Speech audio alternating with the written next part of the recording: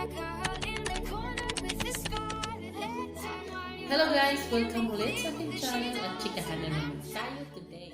Christopher man tinawanan si Bel Mariano.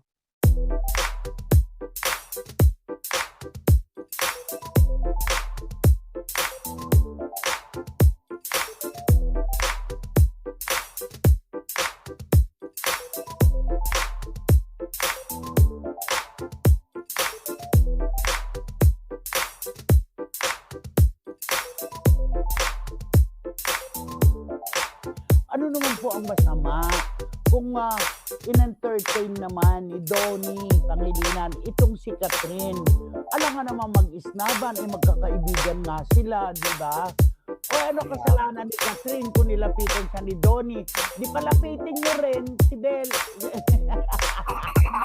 Si Bel.